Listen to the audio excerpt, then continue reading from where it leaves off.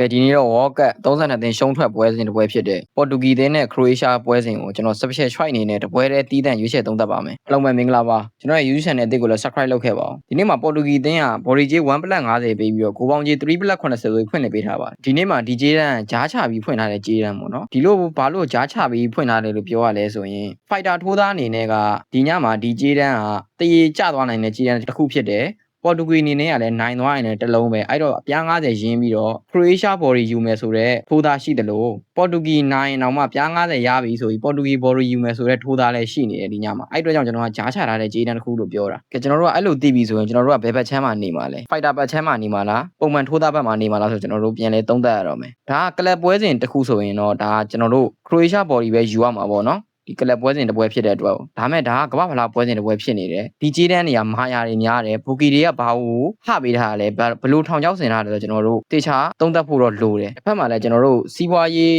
စံတဲ့ဘက်ကနေကျွန်တော်တို့ကြည့်အောင်ပွဲစီစဉ်တဲ့သူတွေအနေနဲ့ FIBA အနေနဲ့ပေါ့နော်မိုဒရစ်ပါတဲ့ခရိုအေးရှားကိုနောက်တစ်ဆင့်ကိုခေါ်ရမလားခရစ္စတီယာနိုရိုနယ်ဒိုပါနေတဲ့ပေါ်တူဂီကိုပဲနောက်တစ်ဆင့်ကိုခေါ်သွားပြီးတော့ကမ္ဘာဖလားကိုပို့ပြီးဟိုက်မလားဆိုတော့ကျွန်တော်တို့ပို့ပြီးစဉ်းစားရမယ်ကျွန်တော်အနေနဲ့တော့ဘယ်လိုပဲ site ဘက်ကကြည့်ကြည့်ပေါ်တူဂီကိုပဲသူတို့နောက်တစ်ဆင့်ခေါ်သွားလိမ့်မယ်ဘာလို့လဲဆိုတော့ရိုနယ်ဒိုရဲ့ effect ကြောင့်သူတို့ပေါ်တူဂီကိုနောက်တစ်ဆင့်ခေါ်သွားမယ်လို့ကျွန်တော်ယူဆတာပေါ့နော်ရိုနယ်ဒိုနဲ့မက်ဆီရှိနေသေးရတော့ပြည်သက်စိတ်ဝင်စားမှုများမယ်ဒါသူတို့ orient နေရာအများကြီးရှိရယ်ရုပ်သံဝင်ငွေတွေအများကြီးရှိမယ်နောက်ထပ်တခြားသောဝင်ငွေလမ်းကြောင်းတွေအများကြီးရှိတဲ့အတွက်ရိုနယ်ဒိုနဲ့မက်ဆီကိုတော့ဒီလိုအဆင့်မျိုးမှာတော့လုံးဝအိမ်ကိုပြန်ခိုင်းမှာမဟုတ်ဘူးလို့ကျွန်တော်ကတော့ယူဆတယ်ကြေးတန်းအရာကလည်းပေါ်တူဂီ body ယူမဲ့လူတွေဒွိဟာဖြစ်အောင်လုပ်ထားပြီးတော့မောင်းထုံတယ်လို့ကျွန်တော်တော့ယူဆတယ်အဲ့တော့ကြောင့်ကျွန်တော်ကဒီညပေါ်တူဂီ body ကိုပဲယူမယ်ကျွန်တော်ပေါ်တူဂီ body ပဲကြိုက်တယ်ပေါ်တူဂီနိုင်လိုက်မယ်1-0မဟုတ်2-0ပဲကိုပေါင်းအောင်တော့ရှောင်လိုက်ပါမယ်ကျွန်တော်ပေါ်တူဂီ body တစ်ချောင်းပဲကြိုက်ပါတယ်ဒီပွဲမှာတော့ပေါ်တူဂီကရှေ့အုပ်စုပွဲမှာဆော့ခဲ့တဲ့ခြေစွမ်းအောင်ကြည့်ပြီးဒီပွဲမှာဒီလိုကြေးမျိုးဖွင့်ထားတာပေါ်တူဂီ body နေမဲ့လူတွေကိုလုံးဝဝေဝါးသွားစေတယ်လုံးဝမနေရဲအောင်ဖွင့်ထားတဲ့ကြေးတန်းမျိုးလို့ကျွန်တော်ယူဆတဲ့အတွက်ကိုပေါ်တူဂီ body ကြိုက်ရခြင်းဖြစ်ပါတယ်အုပ်စုပွဲတွေကစားတော့ပေါ်တူဂီကကွန်ဂိုတရေ